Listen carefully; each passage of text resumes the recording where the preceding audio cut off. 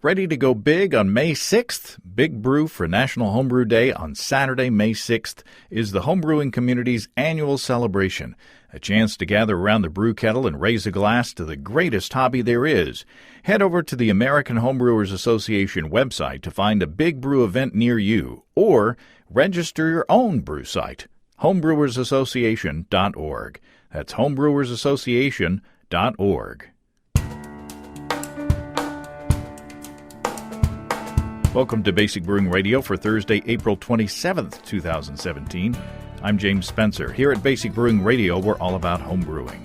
This week, homebrewer Jamie Conway joins Steve Wilkes and me as we sample beers and meads with different approaches to capturing fruit flavor. I know, it's a tough job. If you're new to homebrewing or would like to get into the hobby for the first time, check out our website, basicbrewing.com, where you can find archives of our audio and video podcasts and our DVDs to walk you through basic and more advanced brewing techniques. And if you buy any of our DVD combos, you get a free, very nifty Basic Brewing bottle opener. And don't forget to get a copy of our brewer's logbook. You can use it to log and track up to 50 batches of beer. You can follow me on Twitter. My username is Basic Brewing, all one word. We have a Basic Brewing Radio and Basic Brewing video page on Facebook at facebook.com/basicbrewing. Thanks again to everybody clicking on the Amazon.com associate link on our basicbrewing.com site. Whenever you think of Amazon shopping, think of us first and click on our associate link on the right-hand side of basicbrewing.com. It won't cost you any extra, and you'll be helping us to bring you the show. We greatly appreciate your support.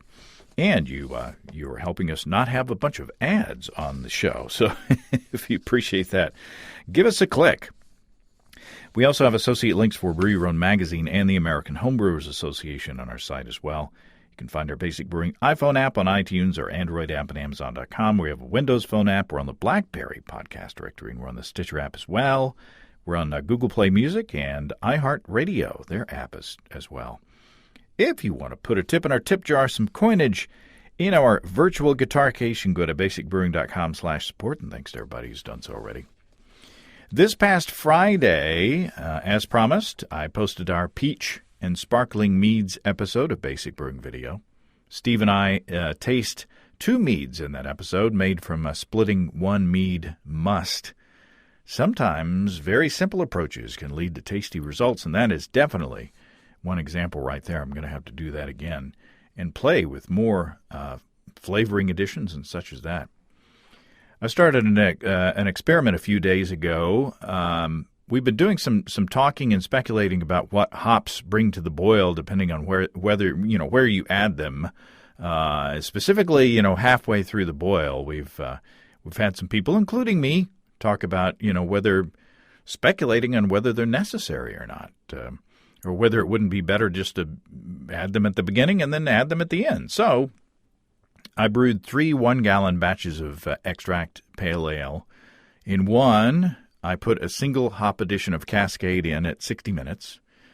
In the next, one single hop addition at 30 minutes. And in the third, I only added hops at flame out. The same amount of hops, same amount of extract, same amount of water, all that stuff. I tried to limit the variables as much as I could.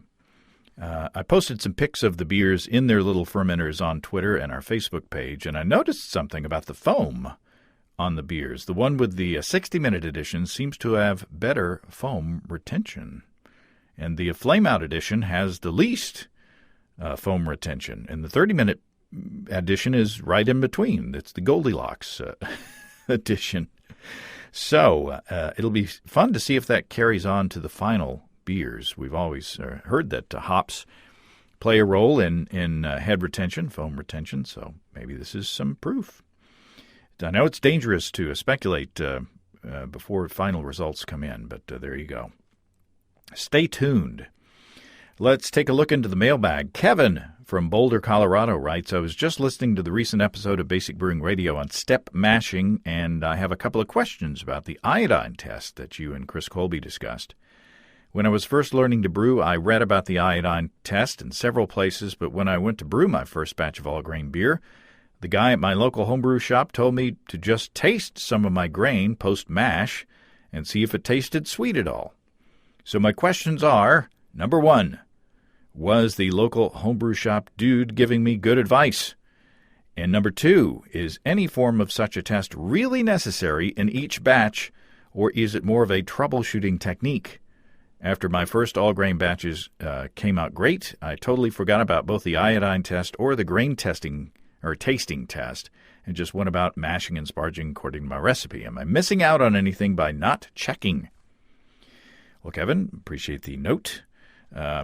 I hardly ever do an iodine test nowadays, but it is one sure way to test whether there is unconverted starch in your wort, whether it's a troubleshooting or just curiosity. You just put a little bit of wort on a clean white plate, not a paper plate, because the iodine will detect the starch in the paper.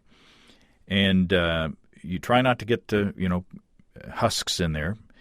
Drop a drop of iodine in that wort, and if the wort or the iodine turns black or dark purple, the enzymes still have some work to do. You might want to leave the mash alone for a little bit. If it remains that iodine brown color, all the starches have been converted to sugars, and you're good to collect your wort. It may be a good thing to do as an all-grain brewer until you get your process dialed in, just to be confident, to make sure that you're getting the most out of your mash, and to kind of see, some science of what's going on there. Don't drink the iodine sample, but throw it away. Keep it. Don't put it back in your beer. But your shop owner may have a point. If you're producing good beer without doing the test, well, maybe you should follow the advice of one of your neighbors up there in Boulder, Charlie Papazian, who says, of course, repeat with me, relax, don't worry, have a homebrew. One way that you can control your mash process and be sure you're getting consistent results is to use a system like mine from our sponsors, Desiree and Dave of High Gravity in Tulsa.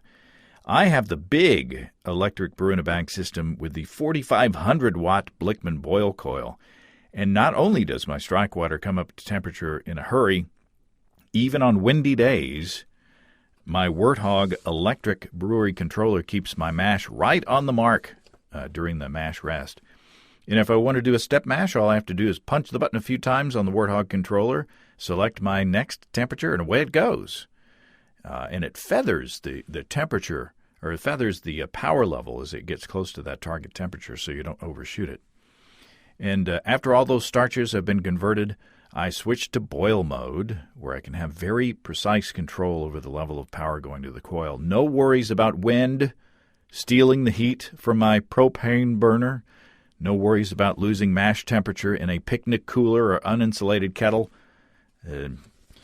Electric brewing is a blast.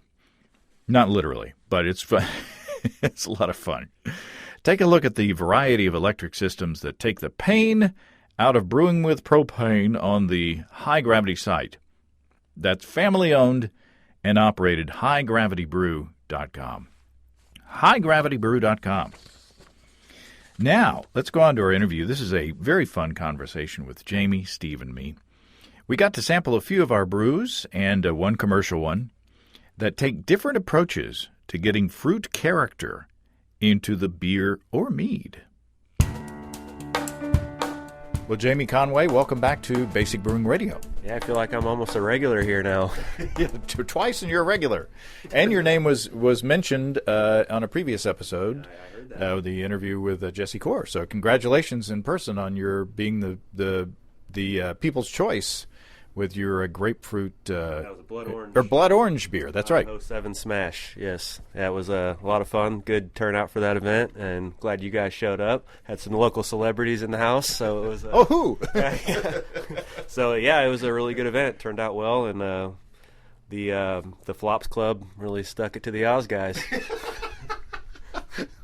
who can't stand up for themselves because they're not here. They'll be back for the IPA deal in June, I'm sure. Payback. And then here we are in the shop of Mr. Steve Wilkes. Hey, James, it's a pleasure to be here in my own store, stevesbrewshop.com. And Steve has he woke up this morning and felt industrious, so he spent 2 hours mowing the lawn, and then came to work, and then unloaded a truck, and along with taking care of customers and all that. So you're ready for a beer, I bet. I'm ready for 1, 2, 3, 4, 5 beers, actually. Your share of 5 beers. That's right. So we were going to talk about, and Jamie, you made you saw our video on my grapefruit juice pale ale, and you had another beer with a grapefruit element that you wanted to get together and kind of talk about. And I said, well, let's expand it out, and let's talk about juice, let's talk about flavorings, let's talk about extracts or whatever, things to get fruity flavors or spicy flavors into the beer. And we've got some examples of different ways to do that. So talk about, first of all, we don't have a sample to taste, but talk about your Blood Orange IPA, because it was awfully darn good. So talk about your approach to getting fruit flavor in that beer. Well, what we did there, that was the first batch that I had made on my new system. It just started off as a smash beer with Idaho 7. And where'd you get that system? I got it from High Gravity in Tulsa. And they were really, really great. They got it done when I needed it done, and they were fantastic to work with.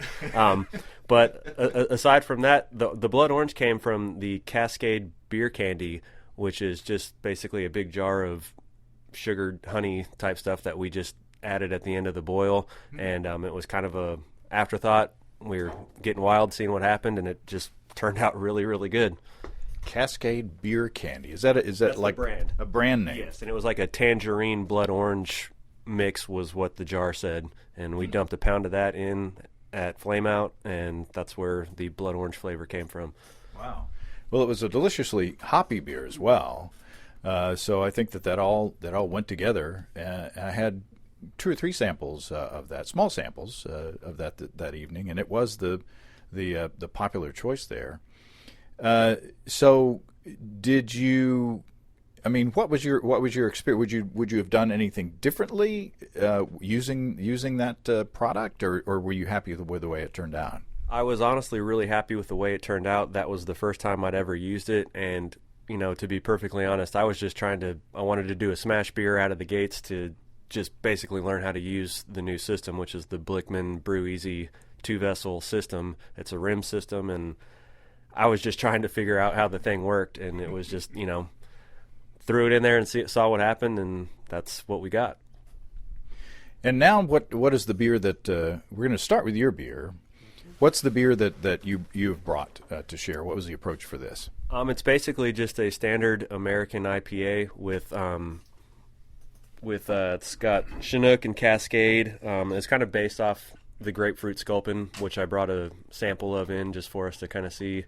And when I was in Tulsa picking up my system, I saw that they actually had dried grapefruit peels, and I bought 2 of those planning to make this particular beer, and I'd never used any peels or anything like that, and that was the idea.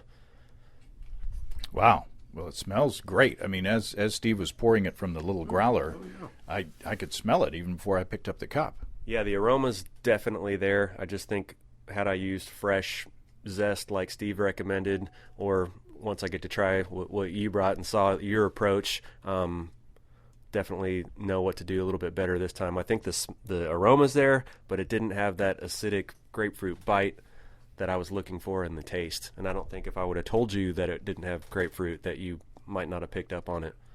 And where did you use it? How did you use the peels? And they're dried peels? Yes, I soaked them in vodka for 2 days, and then put them in at secondary fermentation for about 7 days because I wanted to get as much out of them. And it was smelling great in the fermenter. Everything seemed great. It just, I don't know that the flavor was where I wanted it to be. Boy, I don't know, Steve. I don't know either. Actually, Jamie, I respectfully disagree with you. I think there's plenty of grapefruit in here. I get it pretty strongly.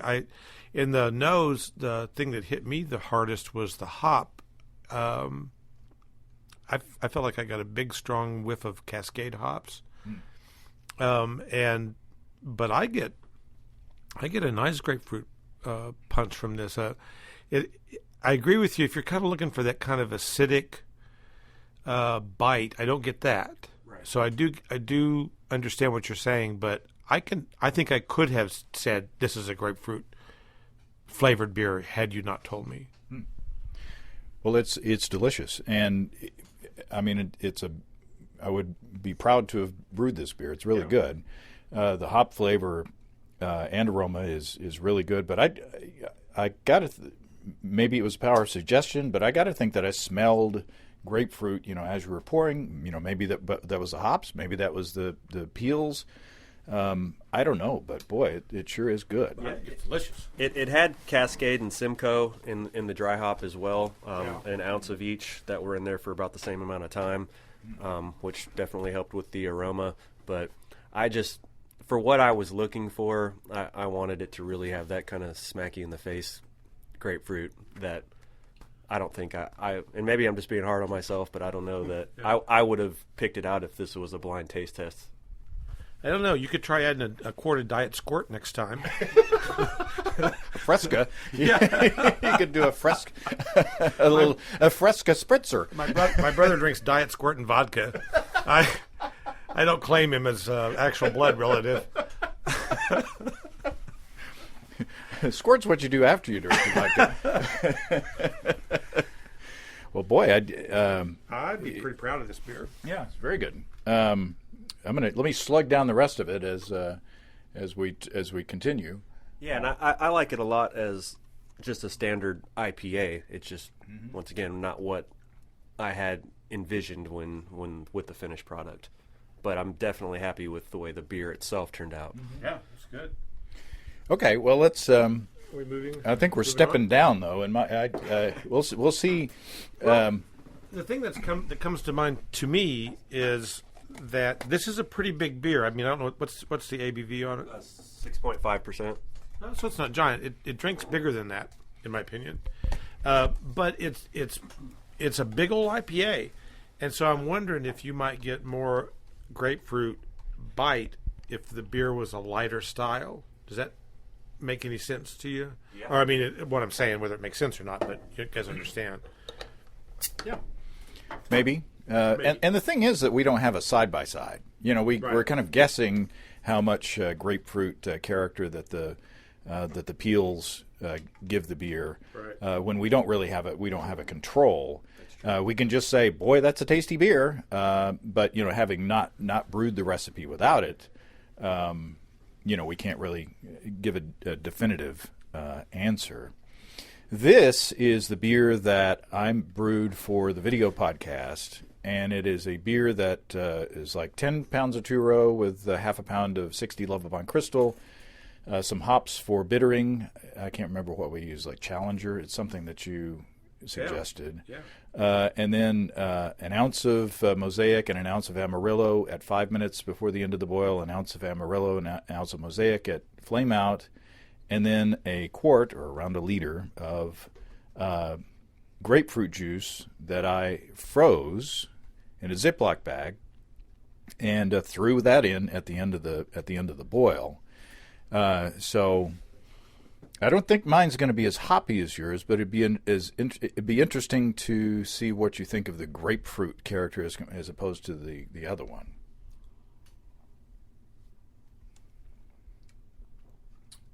I think I definitely tasted a little bit more, and I don't know that the aroma, obviously because of the hops, is as heavy as mine. And I think when we crack that Ballast Point open, then we're really going to be like, wow, no, that's grapefruit, and that's more what I was going for. Yours is really good too, though. It's got a nice dry finish, and it tastes it's really smooth. Yeah, I think the hops have faded a little bit I think the hop flavor has faded a little bit since we tasted it last. That's the thing about hoppy beers, is they're so fragile, and I think that this has been sitting in the bottle at room temperature, unfortunately. So does this taste familiar, Steve? It tastes very familiar, and need a little lighter fluid. I think your version of this is brighter. The grapefruit flavor is brighter to me, and actually do get a little bit more of that actual kind of like I'm drinking a little bit of grapefruit juice. So that stayed with it, and then I don't know, if the hops have faded, yeah, they probably have, but your hops are a little lighter, a little fruitier, And so the beer itself comes off altogether as a little lighter and a little brighter than Jamie's. And those are not criticisms or accolades. It's just, they're just a little different. And it's real interesting because these are very different beers, except they're coming from the same place. Now, when we had this before, my criticism of the beer was that I wanted the bitterness to be a little bit more. The carbonation has come up a little bit since then, and I think that's addressed it somewhat. Yeah. But I still would like a little bit more of a base bitterness in the beer. I think it shows off that grapefruit flavor. Yeah. Do you think a combination is this bringing more of what you were thinking about as far as that grapefruit character? I'm catching yours, I think, more in the aftertaste and getting that back of the tongue on the finish. Yeah. But once again, I think when we crack that one open, when you taste the Ballast Point, you really see what I had in mind is what I wanted, and I don't think either one of those are where I was shooting for. But yours, like I said, it's got a really, really smooth finish. I like it a lot. We're hearing a noise from the front. Yeah. Let's see what this is. Sounds like a rat. Oh, I think it's the wind. Or maybe not. It's a mystery noise. Wait, now it's down. No. Oh, it's the weed eater. Oh, Jesus Christ. I thought there was a rat. I really thought there was a freaking rat. Yeah, we've only had one beer. Yeah. Whew. Jinkies. Okay. I thought I'm glad I wasn't here alone. I dropped my glasses. I thought that was like an episode of Scooby Doo. Jump back from whatever might have came out from under the Okay. Yikes. All right. For the record, we heard a noise, and it seemed to be moving in the ceiling somehow, but it turned out to be a guy with a weed eater outside. Clearly, we're not lawn guys. No, we don't. It's an electric weed eater. Thank goodness. Okay. So, where were we? I want to see you edit this. Okay. That was only like 2 little samples of beer. Okay, so I like your beer better, Jamie. To tell you the truth, I think it shows off the dry hopping probably brought out more of that fresh hop character than mine. I think I might like the grapefruit character of mine a little bit better. I agree. But I think that yours is better hopped. Yeah, I agree. I definitely think you hit the mark better though with the grapefruit edition. There's no doubt about that. Well, I think a combination of the both, maybe putting the grapefruit juice itself in there, and then doing the peels as well, maybe would tie both of those together. And you did that at Flame Out, correct? Mm-hmm. Okay. Yes. So I'm not going to ask about. I know my favorite was Jamie's. So Steve straddling the fence. I like them both a lot. I mean, They're different they're beers. different beers. Yeah, this is spoken like a guy that owns a retail store. Oh, they're both good. Yeah, I've never tasted anything like that. Wow. What did you do? It's breathtaking. Come and see the baby. Okay, so now Right. should we taste the Yes. commercial? Okay. This is the Ballast Point Grapefruit Sculpin India Pale Ale with natural grapefruit flavors. So who knows what natural grapefruit flavors is? Yeah, that could be a whole wide range of things. I'm sure that are all carried at Steve's homebrewing shop at stevesbrewshop.com. Do you have something with natural grapefruit flavor back there? Honestly, no, I don't. Not yet. Not yet. You gotta get some. I will soon. I looked to see if I had any grapefruit extract, and I don't. And I thought I did, but I'm all out. Well, there you go. Oh well. You do have blood orange puree back there. Now you'll definitely know that this has grapefruit. Nope, we don't want to waste any of this. There's no cookie. Well, there was a chunk fell out. A chunk fell out? Well, it looked Chunk like it. fell out? Sir. Oh, cheers, everybody. Cheers.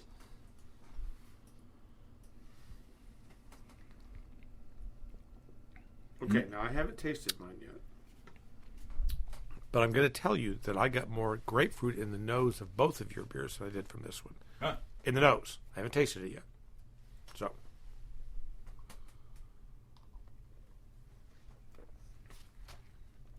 Hold on. It's pretty grapefruity. Yeah, I'm not as overwhelmed with the grapefruitiness. Is there a date on the bottle by any chance? It's hard to tell with commercial beers, how long they've been on the shelf is one thing. I just bought it 2 days ago, so, but yeah, it has that grapefruit juice to it, and to me, it's one of my favorite beers, and I think grapefruit's just a great addition to an IPA in general, at least a hoppy, citrusy IPA for sure. It does have kind of a tartness to it that ours don't. But I got to tell you, Jamie, I like yours better than that. And I'm not just trying to butter you up because you brought us beers, but I would rather, no offense to the Ballast Point people, and maybe who knows how old that bottle is, but yours tastes fresher. And I like the hop character better. And maybe it's palate fatigue, but I think it's kind of a toss up as far as the grapefruit component of it. I like yours better. Well, that's a very high praise. Only I hope I can someday sell my garage kit for $1 billion like Ballast Point just did. Well, there you go. Future sellout, Jamie Conway. What do you think, Steve? I think I agree with you. These are all three really good beers, and I think that the Testament, I like both your beers better than the commercial beer. Huh. And I say that not because the commercial beer isn't well made, but I agree with you that we don't know how long it's been in the bottle, sitting on the shelf, and it's the testament of making your own beer. Mm-hmm. That your beers are fresh, fresher than this one. I'm almost certain, and I think Jamie, your beer and the Sculpin beer are very close together, but yours is fresher, and so it's better. I think that, like I say, there's almost like a more kind of tart, or I don't want to say acidic, but that's what comes to mind. There is a tartness that's in the Sculpin beer that's not in either of ours, and maybe that's what you're missing. You're probably right. I definitely know that ours is probably a lot fresher. That's definitely true. But it's got that, once again, gets you at the back of the throat. It's like it has a shot of grapefruit juice that I really enjoy, yeah. And it's one of my favorite beers. Well, it's a good beer. Yeah, it's a really good beer. I mean, this is again one of those exercises where we're kind of splitting hairs about things. I mean, these are all three outstanding beers. So, yeah. So yeah, it is a delicious beer. I think it probably it might have more IBUs too than it's certainly got more IBUs than mine, and it may have more IBUs so I think there's a hop bitterness component in there that may enter into it as well. So there you go. But it's a delicious beer. You bought that locally? I went up to the state line because we don't have it in Arkansas yet, but hopefully that's, according to some news, that's soon to change. Yeah, it's a very fluid thing. We're getting more bitter beers all the time. Well, those are good. So there you go. So, and we have to every time I talk about grapefruit juice or grapefruit products in beer, we have to say that it interferes with some medications. So before if you're taking, I think it's statins. We got to figure that out. But if you're taking medication, look it up. Make sure that grapefruit doesn't interfere with your medication before you drink these beers. So that's in deference to Denny Kahn, who said something on Facebook or Twitter or something about all these grapefruit beers that are coming out. Please tell me before you give me a grapefruit beer. So they used natural fruit flavor. They said I used grapefruit juice. You used peel. Now. And then there's more power tools outside. They probably can't hear it. Now let's switch gears. Shall we do my peach mead or your sizer? we're switching gears. Let's do your peach mead. Okay. So now the peach mead is it was a 2-gallon batch. You bruised yourself with a move. Black and blue. We're tough on yourself. I used honey that I bought at your shop, and I think it was 4 pounds for a 2-gallon batch. And I'm sorry, I don't have I think it's like 1.8 kilograms. Is that how it goes? And then in a 2-gallon batch, and then I split that. I did 1/2 unflavored, and then the other half I put 2 ounces of this natural peach flavoring that's you sell in the back. It's from Brewer's Choice, right? Brewer's Best. Brewer's Best. Yeah. And you suggested it because I was going to put peaches in secondary, and peaches are a mess. Yeah. You've had some. Talk about your experience with peaches. Well, she was a lovely girl. Yeah, this isn't. Oh, you mean this isn't Maury Amsterdam's wife, his character's wife. Pickles. Oh, that's right. Well, I did do a peach mead one time where I used fresh peaches, and 2 things. I had an explosive because I used it in the primary, so I had an explosive, kind of like going to Tijuana for breakfast, and then later, and then. But actually, then the mead was delicious. It was very good. It was good. It was very good.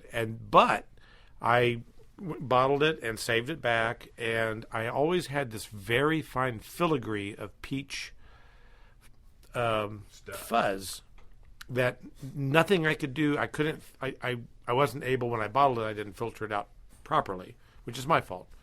But boy, when those peaches broke down, I mean, you couldn't get them out of there. So this lovely peach mead I had that I really wanted to share as gifts and show off, I ended up drinking it all by myself because it was kind of ugly. Well, you gave me a couple bottles. It was kind of like a snow globe. Yeah, it was actually. I put little Snoopies in the bottom of them, and then you could just shake them up and pretend it was Christmas. But it was delicious, but messy. If you go to the extracts, you don't have that mess. You don't have that problem. And they are allegedly there's no fermentables in there. Right.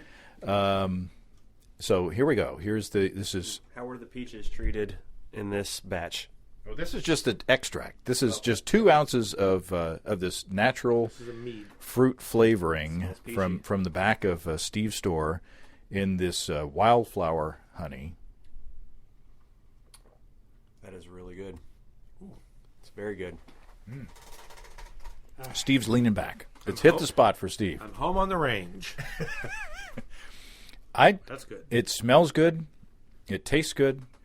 I think it tastes pretty natural to me. I don't think it tastes, as I said in the video, I don't think it tastes chemically. What's the ABV? Oh, probably about 8.5%, I think.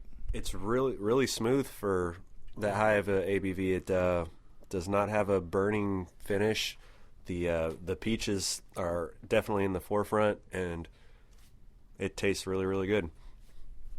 Do you get any of the honey character in there at all? You taste honey. I'm still tasting grapefruit. But I do. Oh, yeah, I get the honey. It's just really good.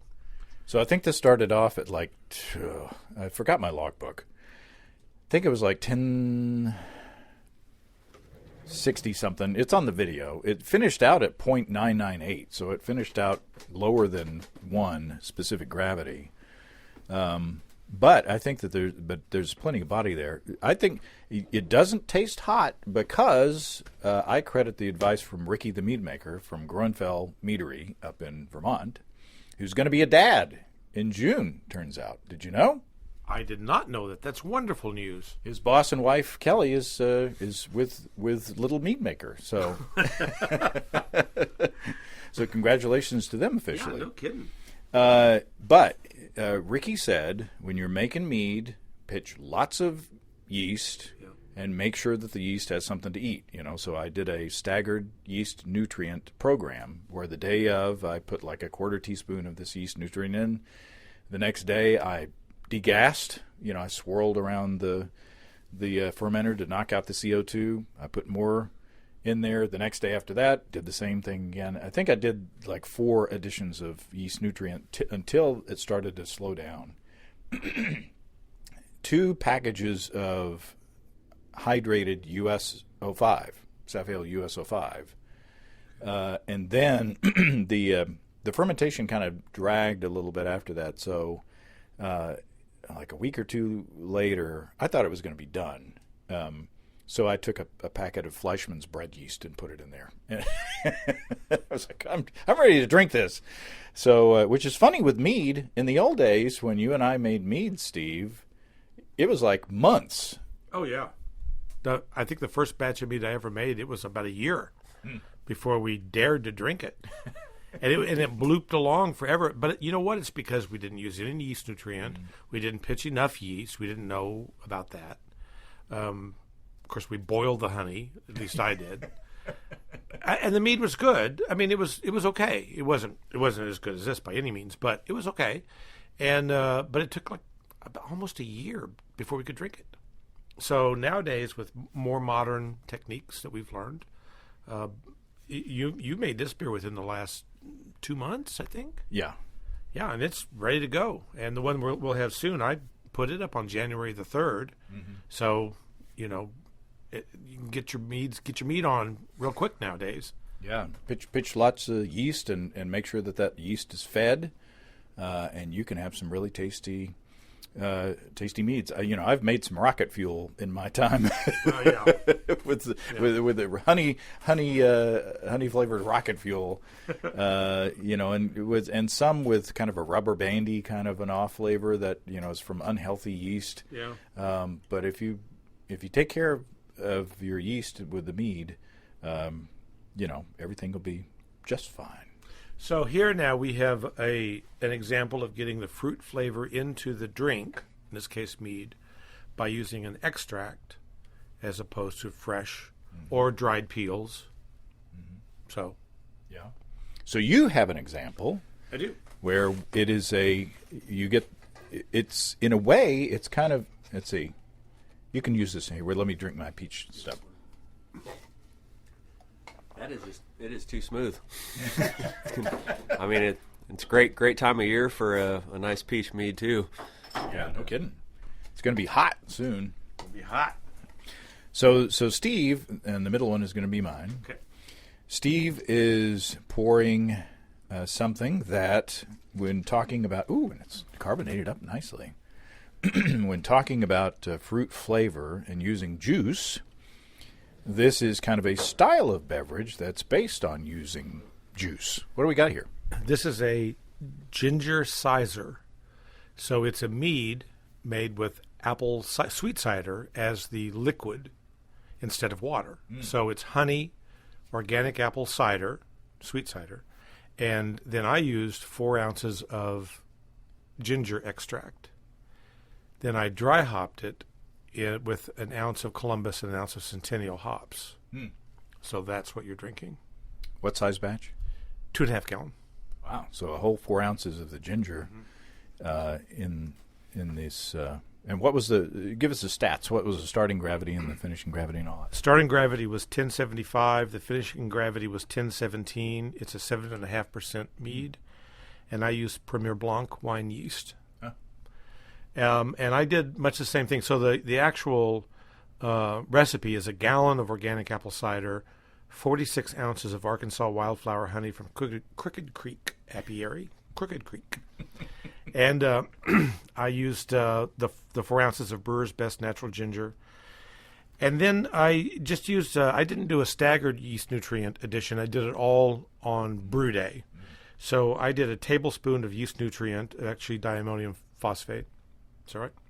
And a teaspoon of pectic enzyme to help it clear, to help break the pectins down. And a tablespoon of acid blend to get some tartness to kind of make up for the lack of hops, that gives it that kind of bitter. So I wanted it to tart up a little bit. Who doesn't want a little tart?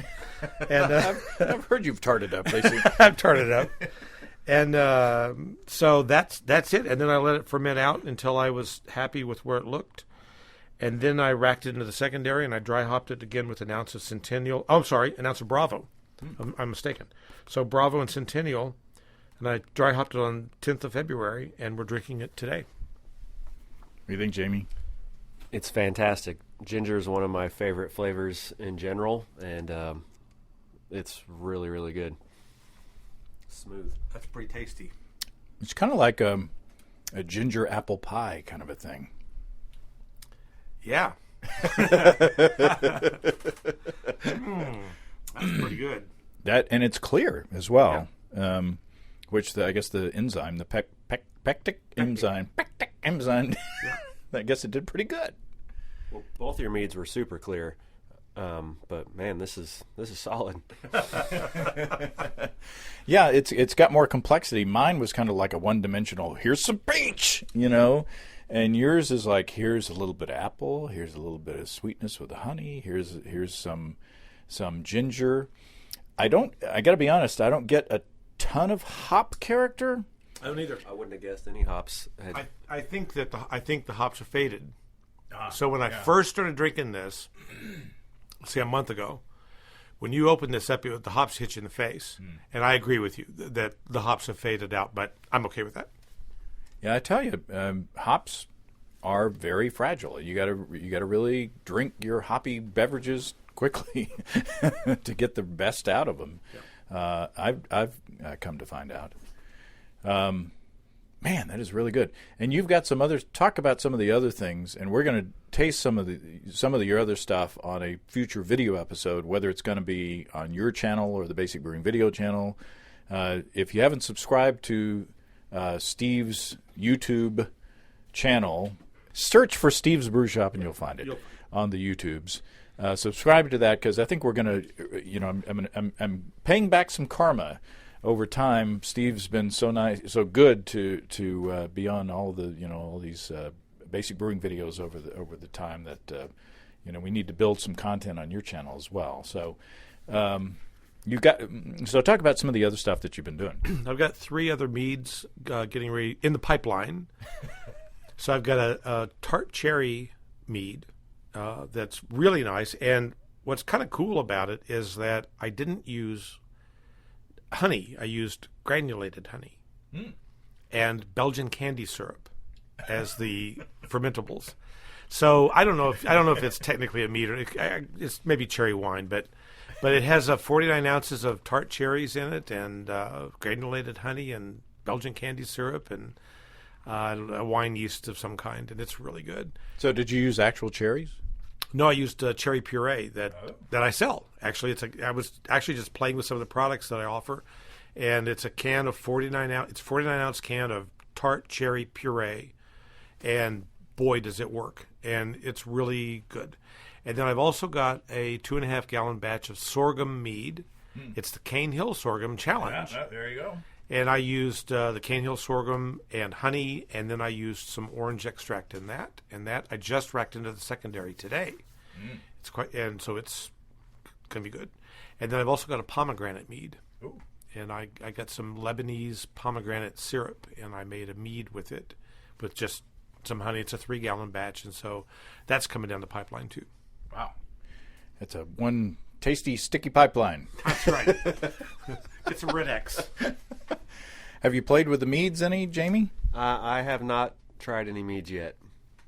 Well, you need to put it on your list. They're good for small batches because honey is expensive. Yeah. But you can make some really delicious, as we're tasting here, some really delicious, even 1 gallon batches of meads. Try some different flavorings, or just leave it alone. Just good straight honey mead is delicious. Yeah, I think I'm going to leave here slightly buzzed and inspired. And maybe with a bottle or 2 of honey under your arm.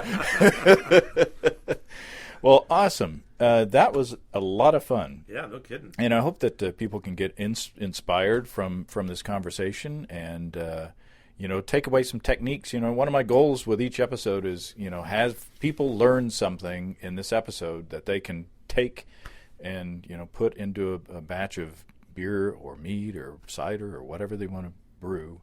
And I think that there's a ton of good stuff out there. So thanks, guys. Thank you. Thanks, James. Well, thanks again to Jamie and to Steve. all of those were tasty beverages. And, I used to sort of turn my nose up at fruity beers, but as in most things, you can find a balance that is delicious and still maintains the character of the beer or mead. So there you go. I hope that was useful and entertaining for you. If you have brewing questions, show suggestions, or just want to say howdy, write to James at basicbrewing.com or just fill out the contact form on basicbrewing.com. And please don't forget to tell us where you're from. Check out our support link where you can throw a couple of bucks into the tip jar by subscribing financially to our podcasts.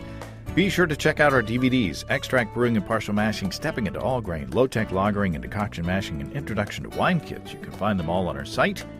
Get a free Basic Brewing bottle opener with any DVD combo, and you can check out our Basic Brewing shirts in the store as well. You can find our logbooks where you can track and log up to 50 batches of beer. Check all that out at basicbrewingshop.com. Thanks to everybody who's continued to click on our Amazon.com link. We definitely appreciate the support there.